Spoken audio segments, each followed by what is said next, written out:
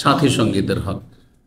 কোরআনে কারীমের যে আয়াতটিকে আমরা সামনে রেখে আলোচনা করে আসছি, অধিকাংশ হকগুলি এতে বর্ণনা করা হয়েছে। 10টি হক বর্ণনা করা হয়েছে। 10টি হক বা অধিকার বিশিষ্ট আয়াত। সূরা নিসার আয়াত নম্বর 36 আল্লাহর হক থেকে শুরু করে তারপরে 8 নম্বর হক। আজকের বিষয়বস্তু হচ্ছে এ আয়াতের 8 নম্বর হক। আল্লাহ বলছেন ওয়াসাহিবে বিল জাম্বি। সাহেব মানে সঙ্গী। সাহেব মানে কি? সঙ্গী। এই জন্য নবী সাল্লাল্লাহু আলাইহি ওয়াসাল্লাম সাহাবায়ে কেরামগণ, সহচরগণকে কি বলা হচ্ছে? সাহাবা বা সাহাবি। এক বচন সাহাবি, সাহাবা বহু বচন। ওয়াসাহিবে বিল জাম্বি, আর জাম্বন মানে পার্শ্ব, আপনার পাশের সঙ্গী। আপনার পাশের সঙ্গী, সে রুমের সঙ্গী হোক, আর এখানে টেম্পোর 1 ঘন্টার জন্য, আধা ঘন্টার জন্য বসেছেন সঙ্গী হোক, আর রাস্তাঘাটে কোথাও সফর সঙ্গী হোক, যে কোনো রকমের সঙ্গী হোক না কেন, অল্প কিছুক্ষণের জন্য যদি আমরা যখন কোথাও ওয়েট করি, হ্যাঁ, বিমানে ওঠার জন্য বা বাস স্ট্যান্ডে, হ্যাঁ, রেল স্টেশনে, তখন হয়তো 2-4 মিনিটের জন্য পাশে এসে বসলে, বেশি না, বসেছেন 1 মিনিটের জন্য, 2 মিনিটের জন্য, আর তার সাথে হঠাৎ করে ঘোষণা হলো এই আল্লাহ চলো, ওই 1 মিনিটের সঙ্গী, তারও হক আছে, সেও আপনার সঙ্গী, অল্পক্ষণের সঙ্গী, কিন্তু তারও কিছু হক আছে। তাহলে ইসলাম এত সুন্দর দিন এবং এত সৌন্দর্যপূর্ণ জীবন বিধান যে এগুলি আমাদের জেনে আমল করতে হবে, বাস্তবায়ন করতে হবে মুসলিমদের সাথে অমুসলিমদের সাথে, এবং তাদেরকে জানাতে হবে শুধু কথার দ্বারা নয়, আমাদের আচার আচরণ এবং আমাদের অমুসলিমদের সাথে চলাফেরার মাধ্যমে, যে দেখো ইসলামে অমুসলিমের অধিকার আমাদের উপর আছে। এই জন্য অমুসলিমদের অধিকার আমার একটা আলোচনা আছে, 1 ঘন্টার বেশি আলোচনা আছে। প্রতিটি আলোচনা কমপক্ষে 1 থেকে 100 ঘন্টা 1.5 ঘন্টা করে আমার আছে, প্রত্যেকটি হকের উপর। তো ওয়াসাহিবে বিল জামবি, আল্লাহ বলছেন যে তোমরা কি করো? ইহসান করো, মানে সদাচরণ করো। ওয়াবিল ওয়ালিদাইন ইহসানা, এই বাক্যটির ওপর আতফ রয়েছে। পিতামাতার সাথে সদাচরণ করো, এবং ওয়াসাহিবে বিল, যে পাশের সঙ্গীর সাথেও কি করো? সদাচরণ করো, সদ্ব্যবহার করো, ভালো আচরণ করো। ভালো আচরণ কি হতে পারে?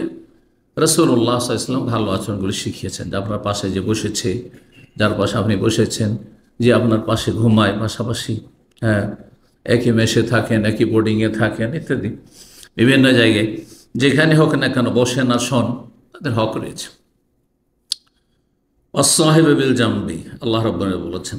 এখন হকগুলি বর্ণনা করি, আর এই ক্ষেত্রে বলি, হকগুলি শুরু করার আগে, যে সঙ্গী যথাসাধ্য ভালো গ্রহণ করবেন, খারাপ সঙ্গী যেন না।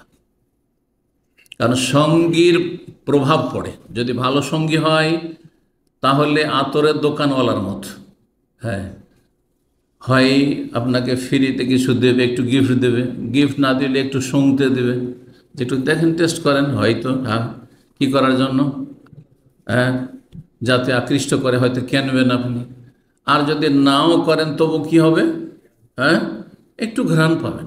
দিলেও না, কিনলেনও না, কিনবেন আপনি, পয়সা নেই, হ্যাঁ, আতরের দোকানে বসলে ঘ্রাণ পাবেন। তো ভালো মানুষকে সঙ্গী বানালে, কারণ যেখানে বসবেন আপনি, সে সফর সঙ্গী হোক, আর রুমমেট হোক, অথবা কর্মক্ষেত্রে হোক, যথাসাধ্য আমরা ভালো সঙ্গীদের সাথে চলবো।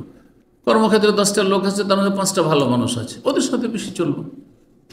আর বাকিদের সাথে, হ্যাঁ, যারা যেমন তাদের সাথে তেমন চলবো। এমনভাবে চলবো না যে তাদের সাথে খারাপ আচরণ হয়ে গিয়ে আরও, হ্যাঁ, সম্পর্ক অবনতি হয়, আরও ক্ষতি হয়, বা ধার্মিকদের সম্পর্কে কুধারণা হয়, এটাও যেন না হয়। কিন্তু তার অনিষ্ট থেকে আমাকে বাঁচাতে হবে। খারাপ সঙ্গে হচ্ছে ওই কামারশালার মতো, কামারের দোকান, হ্যাঁ, যেখানে হাঁফর থেকে সবসময় ধোঁয়া আর ময়লা কালি, হ্যাঁ, ওখানে যদি কামারের পাশে বসেন, কি পাবেন? দুর্গন্ধ, কালি, হ্যাঁ, ময়লা, আবর্জনা, কিছুক্ষণের মধ্যে সব শেষ। তো ভালো সঙ্গী গ্রহণ করবেন, না হলে কি আমাদের দিন আক্ষেপ করতে হবে। এই মর্মে কোরআনে বেশ কিছু আয়াত রয়েছে। সূরা ফুরকানে আল্লাহ রাব্বুল কয়েকটি আয়াত রয়েছে, 27, 28, 29। আল্লাহ বলছেন জালেমরা সেদিন আক্ষেপ করিব, ইয়াউমা ইয়া'আদ্দু যালিমু আলা ইয়াদাইহি ইয়াকুলু ইয়া লাইতানি ইত্তাখাযতু মা'আর রাসূলি সাবিলা। জালেমরা সেই দিন হাতের আঙ্গুল কামড়াবে। হাতের আঙ্গুলে কামড় দেয় কেন? কেন দেয়? আক্ষেপ করি, আফসোস করি, হাই হাই যদি রসুলের সাথ ধরতাম। ইত্তাখাযতু মা'আর রাসূল, তার সবচেয়ে ভালো সঙ্গী রাসূলুল্লাহ সাল্লাল্লাহু আলাইহি ওয়াসাল্লাম।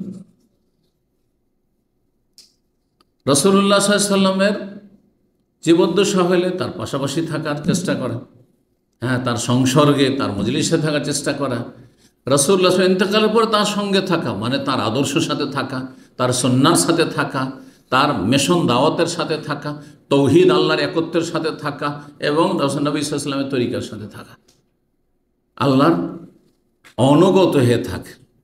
আল্লাহর দিনের উপর আছেন যে যত বেশি দিন পালন তত বেশি রাসূলুল্লাহর সাথে আছেন, যে যত বেশি শিরক বিদআত থেকে মুক্ত আছেন আর পাপ থেকে মুক্ত তত বেশি রাসূলুল্লাহর সাথে আছেন আপনি। বরং এই সঙ্গটি সবচেয়ে শক্তিশালী।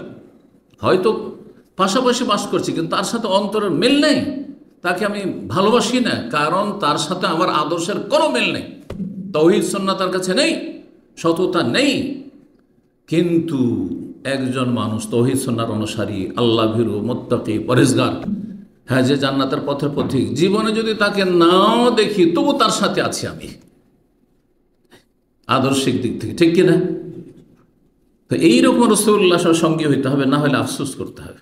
ইত্তাখাযতু মা'আর রাসূলি সাবিলা ইয়া ওয়াইলাতা, হায় সর্বনাশ, লাইতানি লাম আত্তাখিয ফুলানান খলিলা, হাই হাই যদি আমি অমুককে দোস্ত না বানাইতাম, সঙ্গী না বানাইতাম, তার রুমমেট না হইতাম। তার রুমমেটে আমি বেনামাজি হয়েছি, তার রুমমেটে আমি তার দেখা দেখি সিগারেট ধরেছি, হ্যাঁ, তার সঙ্গী হওয়ার কারণে গাঁজা আর হিরোইন অনেকে ধরেছে। জি, যারা খারাপ হয়েছে, যে কোনোভাবে খারাপ হোক না কেন, সে জেনা ব্যভিচারে লিপ্ত হোক আর মদে লিপ্ত হোক আর আপনার যে কোনো রকম পাপে লিপ্ত হোক, দেখবেন যে অসৎ সঙ্গীরা তাদের সর্বনাশ করেছে, অসৎ সঙ্গীরা সর্বনাশ করেছে। হাই দুর্ভোগ যদি অমুককে আমি দোস্ত না, খলিল, দোস্ত না বানাইতাম। জি, লাকাদ আদাল্লানি আনি যিকর, উপদেশ থেকে আমাকে পথভ্রষ্ট করেছে, বিচ্যুত করেছে।